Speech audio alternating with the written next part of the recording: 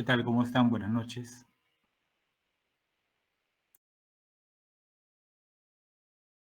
Buenas noches, doctor. Buenas noches, doctor. Buenas noches, doctor. ¿Cómo Buenas están? noches, doctor. Voy a empezar a proyectar y me dicen si es que ven mi pantalla y escuchan, ¿ok?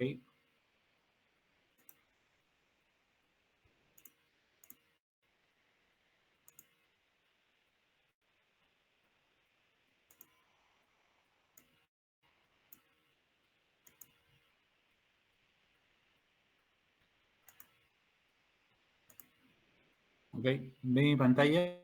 Síndromes neurológicos. Sí, doctor. Ok, vamos a empezar entonces.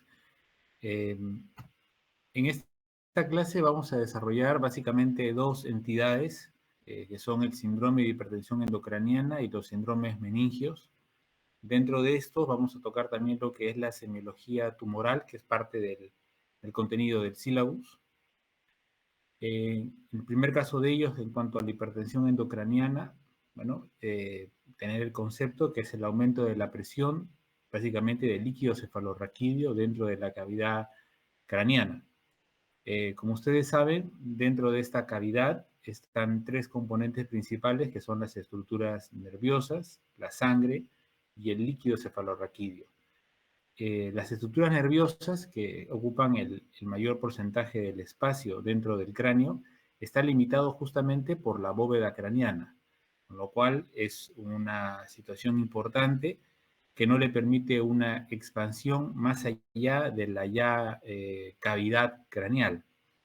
Si se supera esa presión intracraniana, nos va a llevar a un síndrome como tal de hipertensión endocraniana, y la magnitud de este síndrome nos dará la diversidad clínica, nos dará la sintomatología o signología del paciente, siendo la complicación, la peor complicación, el daño cerebral.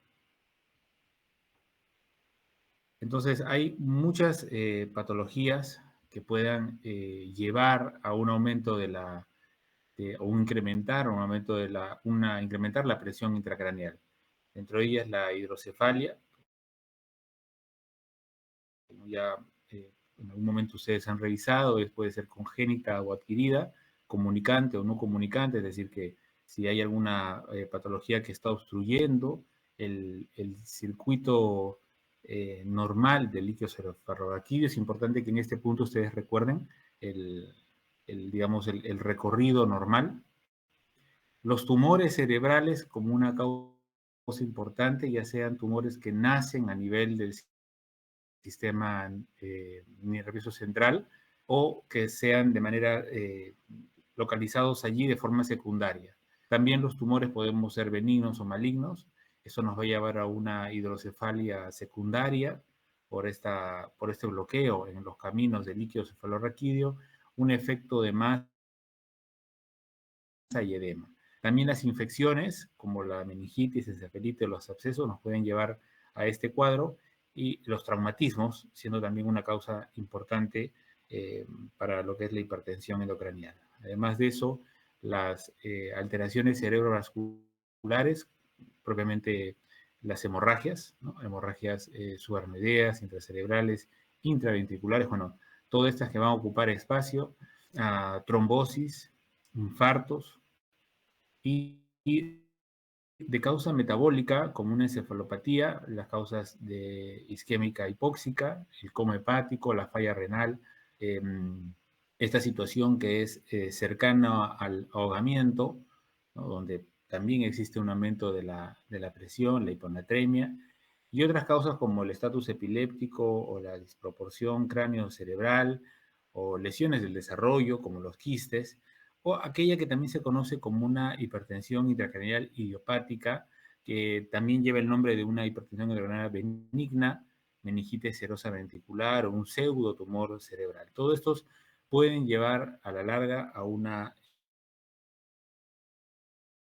hipertensión tomográficas en corte axial, donde nos permite ver una de las principales causas que nos pueden llevar a a un síndrome de hipertensión endocranial, ¿no? Destacando lo que son los hematomas como causa traumática vascular, el edema cerebral, ¿no? Los abscesos como una fuente infecciosa, los quistes congénitos, que ya bueno, son fallas de nacimiento, y los tumores como neoformaciones cerebrales.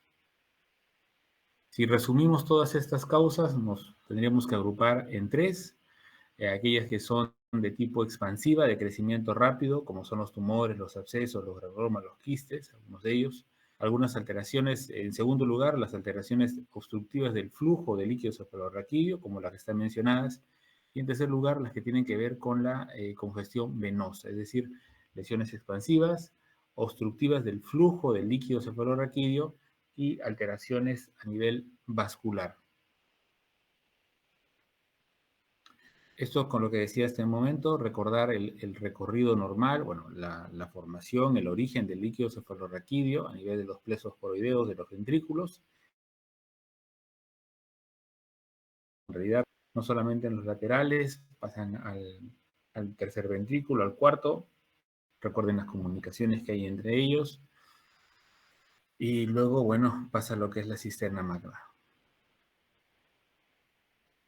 En la valoración objetiva, ¿no? de la presión intracraneal, entendemos que la normalidad está entre 0 y 10 milímetros de mercurio. Cuando estamos por encima de 20, ya estamos frente a un estatus moderado, y más de 40, severo. Para la mayoría de literaturas y para lo que consigna en esta clase, vamos a tener en cuenta el valor de mayor o igual de 20 miligramos de mercurio para considerar un estado de hipertensión endocraniana. Recuerden que hay ciertas situaciones de carácter fisiológico que aumentan de manera temporal, ¿no? Lo que es la presión, como los estornudos, la tos o la maniobra de Valsalva, que eso, claro, no está dentro de lo que es el concepto de la hipertensión endocraniana. La presión intracraneana está en relación a lo que es el volumen y la distensibilidad, que se conoce como compliance, de los componentes intracraneales. Este incremento de alguno de los componentes o aparición de algún componente patológico va a causar un desplazamiento de las estructuras, el incremento propio de la presión intracraneana o ambos. Esto sigue una doctrina ya de muchos años, que es para un poco graficar lo que sucede en la relación de estas estructuras, como es la doctrina de Monroe-Kelly, donde normalmente vamos a tener lo que está en el gráfico o en el esquema inicial, con volúmenes establecidos en relación a lo que es la parte venosa, arterial, al cerebro en sí como el componente parenquimal principal, y al volumen que ocupa el líquido cefalorraquídeo. Cuando aumenta la presión, lo que va a tratar de hacer es compensar este estado para que exista una normalidad mantenida de la presión, y eso lo logra a través de la disminución del componente venoso y del líquido cefalorraquídeo. Pero cuando esto ante la aparición, por ejemplo, de una masa, pero cuando el proceso es superado, donde ya no tiene más que drenar, digamos, o más de poder compensar la parte venosa y del líquido cefalorraquídeo, es donde se produce, por el crecimiento de la masa o de alguna otra causa que hemos visto, la descompensación con elevación de la presión. Ese es un recuerdo de algunos valores importantes a tener en cuenta. Lo que es el parénquima cerebral, como saben, es un volumen constante, aproximadamente es el 2% de todo el peso corporal. El líquido cefalorraquídeo, 150 mililitros en total, una producción de 20 por hora y 500 al día. Y bueno, lo que respecta a la parte sanguínea, está lo que es el requerimiento metabólico de la sustancia gris, es claramente mayor que la sustancia blanca, de 80 a 85 milímetros por cada 100 gramos por minuto. Y esto va a estar en cercana dependencia con lo que es la presión de perfusión cerebral, la demanda metabólica del cerebro, que no va a ser la misma en todo momento, la presión de CO2 y de oxígeno. Hablar de la fisiopatología de este síndrome es básicamente 4 factores: el edema cerebral, la presión de perfusión cerebral, el flujo sanguíneo cerebral y la adaptabilidad de este hasta lograr un estatus ya no posible de adaptarse, ¿no? El flujo sanguíneo cerebral se calcula en cuanto a la presión de perfusión cerebral sobre la resistencia vascular cerebral. Y la variable de presión de perfusión, la presión arterial media y la presión intracraneal. Ahí tenemos algunos valores, pero básicamente esa es de donde hallamos los principales componentes que están en relación al edema, que es el otro componente o el otro factor importante fisiopatológico. Vamos a tener 2 tipos de edema, básicamente: el edema vasogénico y el edema citotóxico. En cuanto al vasogénico, propiamente del vaso sanguíneo, cuando este sufre un daño, va a llevar a un cuadro inflamatorio, a un estrés oxidativo, a una activación glial con un impacto físico a nivel vascular, que va a llevar a una extravasación de los fluidos y también de lo que es el contenido proteico por la disrupción de la membrana de la barrera hematoencefálica. A nivel del edema citotóxico, como claro está, el daño va a ser ya no de la parte vascular, sino de la célula, como es el astrocito, y esto a la larga va a llevar también a una salida de líquido a nivel vascular, ¿no? Con este daño de la célula, básicamente del astrocito. En cuanto a la clínica, hay una triada clásica, que es la que deben conocer, que es la cefalea, vómitos y papiledema. Esa cefalea, lo cual clínicamente no es fácil de reconocer, pero sí es importante que se tenga una sospecha del cuadro, sobre todo cuando tenemos la oportunidad de enfocar a un paciente por emergencia que acude con cefalea como un síntoma principal. Debemos ser cautos en cuanto al diagnóstico y no subestimar este síntoma, que, bueno, tiene pues una característica semiológica, la cual puede estar un poco enmascarado, puede ser frontal, parietal o de origen occipital, pero es muy claro cuando esto se acompaña además de vómitos, los cuales tienen una característica importante, que son los vómitos cerebrales en chorro o también llamados en proyectil. El paso siguiente será evaluar lo que es el edema papilar, el papiledema, y esto a través de un estudio de ojo, ¿no? Donde tenemos la papila. En la práctica vamos a tener oportunidad de revisar lo que es este procedimiento en cuanto a la observación a nivel papilar y a esa pérdida de esa excavación normal, que es por donde pasan los vasos y la estructura nerviosa, ¿no? El nervio óptico, que se pierde, ¿no? Esa excavación. Están como los bordes borrados y eso es traducción de la hipertensión endocraniana.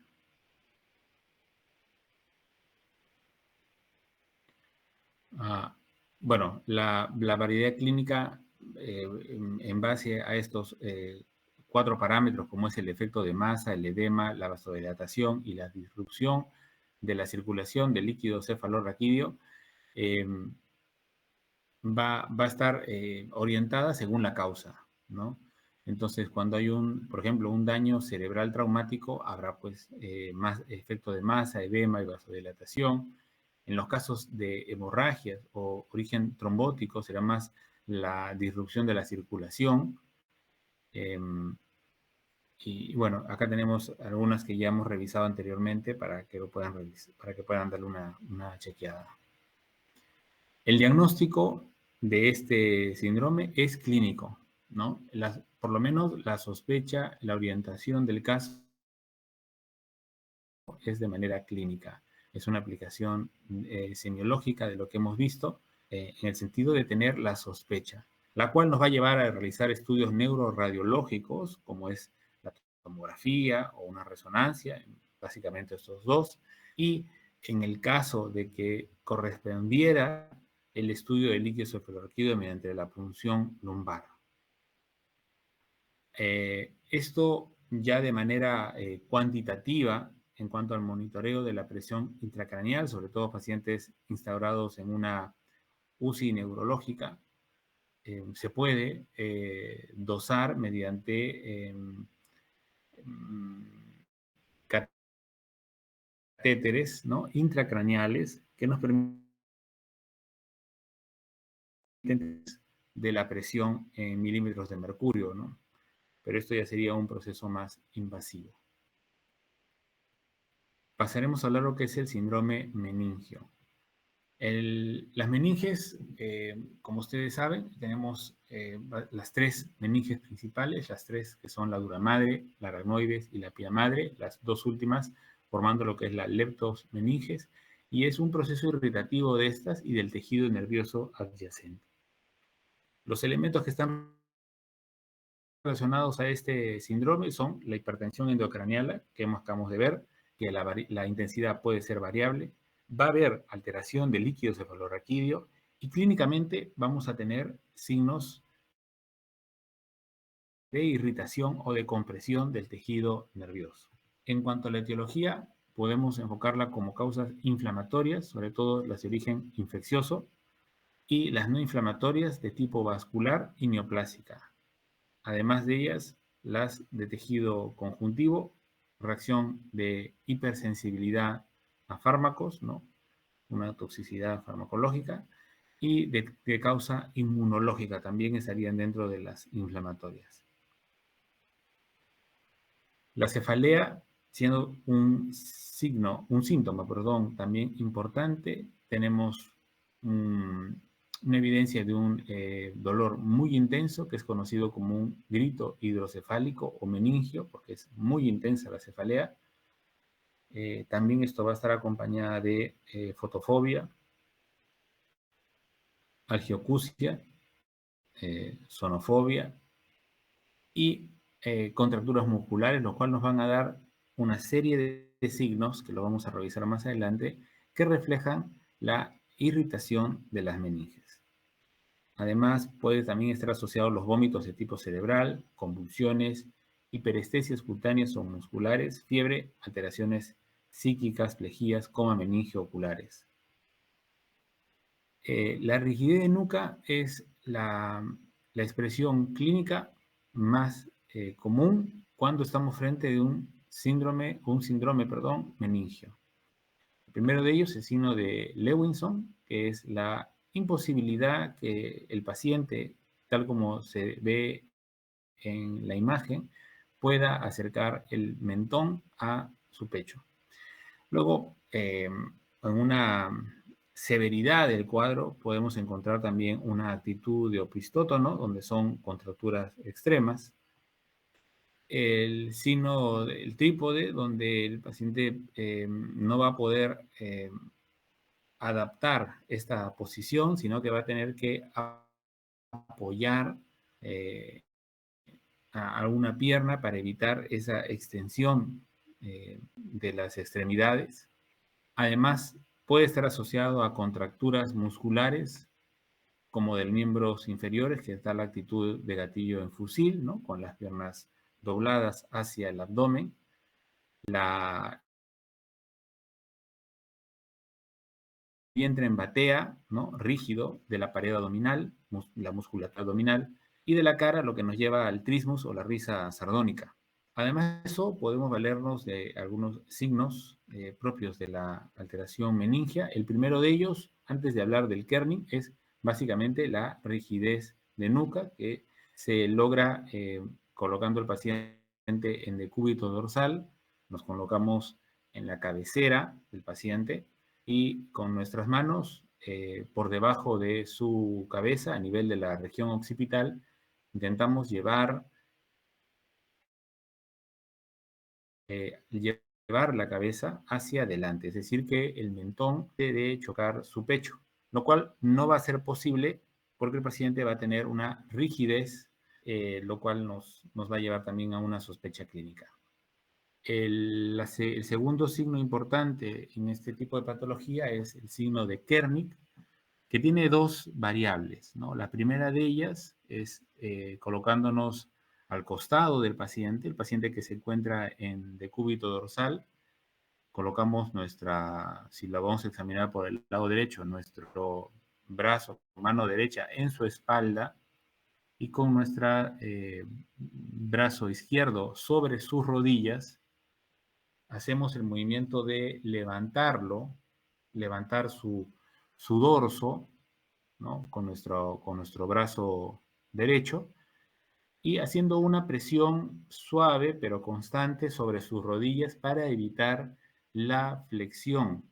Pero a pesar de esa presión con nuestro brazo izquierdo, el paciente va a doblar las rodillas cuando estemos realizando la elevación de su cuerpo con nuestro brazo derecho. Esa imposibilidad de mantener las piernas estiradas, sino la necesidad de doblar las rodillas a pesar de nuestra presión sobre ellas, se considera un signo de Kernig positivo. La segunda variante de este signo es el paciente en la misma posición de cúbito dorsal con las piernas estiradas. Tratamos de elevar una de sus piernas de manera estirada, es decir, sin doblar la rodilla, pero a cierto grado de elevación el paciente va a doblar las rodillas tratando de evitar esta extensión, ¿no?, de la pierna que se traduce a nivel de todo su cuerpo. Entonces, esto también se considera un Kernig positivo cuando al momento de elevar la pierna dobla la rodilla. El signo de Brusinski es muy parecido al de rigidez de nuca, un paciente de cúbito dorsal, nos colocamos en la parte posterior o al costado, pero nuestra mano básicamente sobre la parte dorsal de su cabeza en la región occipital y de manera brusca, a diferencia de la rigidez de nuca, que es un movimiento un poco más pausado, de manera brusca vamos a hacer que su mentón choque con su pecho, lo cual solamente lo va a lograr doblando las piernas, doblando las rodillas.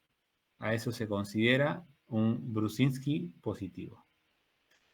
Añadido a esto, cuando realizamos el Brusinski y observamos dilatación pupilar, estamos frente al signo de Plateau y el signo de Marañón, cuando impedimos que las rodillas sean flexionadas, presionándolas, ¿no?, se produce el signo de Babinski, algo similar al anterior. En cuanto al diagnóstico, en este caso, frente a un síndrome meningio, y vamos a ver más adelante las contraindicaciones de la punción lumbar, pero frente a un diagnóstico de síndrome meningio, el estudio más útil como prueba diagnóstica es la punción lumbar para la revisión del líquido cefalorraquídeo. Tener en cuenta, ya lo vamos a ver en una diapositiva más adelante, pero si encontramos edema de papila que nos orienta a hipertensión endocraniana, el procedimiento de punción lumbar está contraindicado. Todo lo que nos oriente a una hipertensión endocranial contraindica en ese momento lo que es el estudio de la punción lumbar por el riesgo de enclavamiento a nivel del agujero magno occipital, ¿no?, de nuestra zona del tronco cerebral, específicamente a nivel vulvar. Bueno, se establece el diagnóstico si es que la causa es infecciosa, el agente etiológico, y se puede realizar algunas otras pruebas orientadas en la búsqueda de la etiología. La neuroimagen, como la tomografía y la resonancia magnética, bueno, son los pilares también para el estudio de este síndrome. Ahora, en el análisis de líquido cefalorraquídeo, donde podemos revisar lo que es el color, la cantidad celular, la diferencia en cuanto a la localización de la glucosa en relación al plasma y a la glucosa en el líquido cefalorraquídeo y el contenido proteico del líquido cefalorraquídeo, podemos tener, acá están los valores normales, la sospecha de un origen bacterial, tuberculoso o micótico. En la parte bacterial, lo que nos va a llamar la atención es la cantidad de células, ¿no? Y básicamente compuestas por neutrófilos.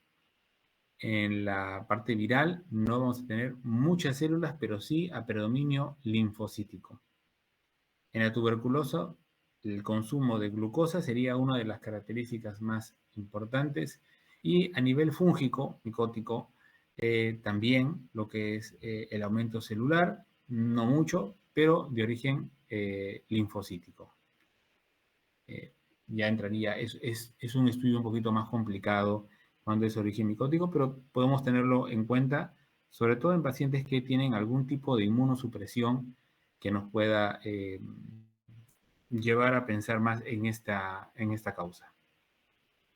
Esto es un poco de lo mismo, sumándole en la parte final lo que es el origen carcinomatoso, un origen ya de origen neoplásico, ¿no? Donde no hay tanto contenido celular, pero sí de origen tumoral, y eso nos va a ser revelado en una prueba citológica para ver las características celulares.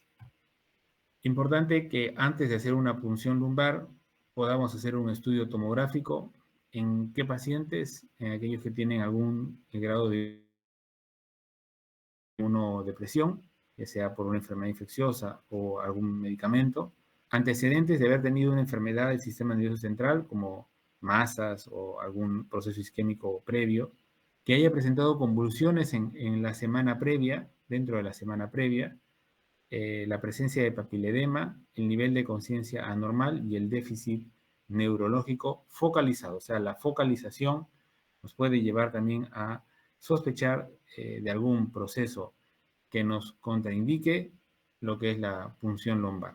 Y en aquellos casos debemos hacer una tomografía cerebral previa. En cuanto a las indicaciones, de manera de la punción lumbar, tenemos, bueno, de forma diagnóstica lo que es el origen infeccioso, ¿no? Para descartar, también neoplásico, hipertensión, perdón, hemorragia subaranoidea. Y de manera terapéutica, la punción lumbar también tiene un lugar importante en la neurología con la administración de medicamentos de vía intratecal, ¿no? Como los anestésicos, que es el más usado, pero no solo eso, sino también antibióticos, incluso tratamiento antineoplásico, ¿no? Para el cáncer.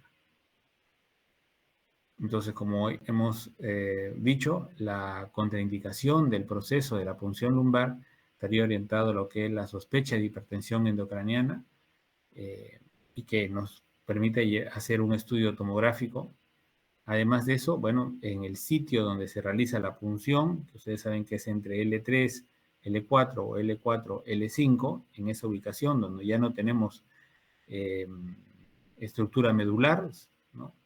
Después del cono medular, podemos realizar lo que es la punción con mayor seguridad para evitar el daño, o también que podamos tener alteraciones de la coagulación. Son situaciones clínicas que nos contraindican el procedimiento de la punción lumbar, lo cual tendríamos que valernos básicamente de estudios de imágenes, ¿no? Esta es la ubicación que les decía. El paciente en realidad puede adaptar muchas posiciones, pero esta es la posición más clásica, el posicionamiento, donde vamos a tener un paciente en decúbito lateral, dependiendo del examinador, puede ser izquierdo o derecho, eso ya se traza una línea imaginaria entre las espinas ilíacas y estaríamos más o menos entre L4 y L5, y de ahí calcular la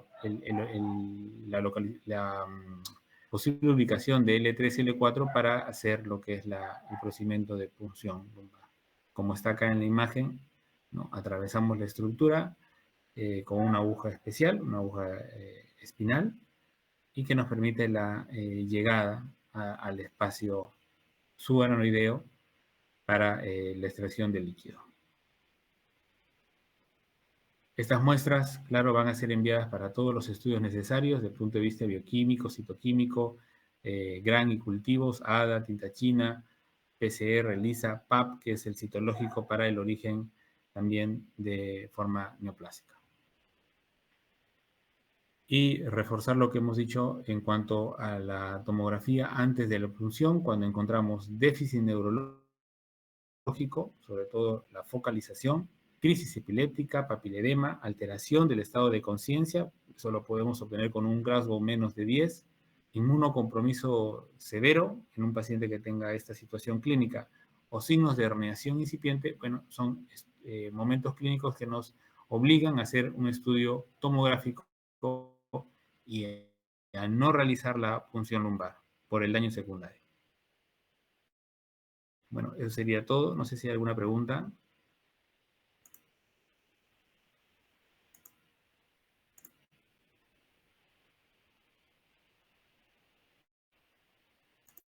Todo claro, doctor.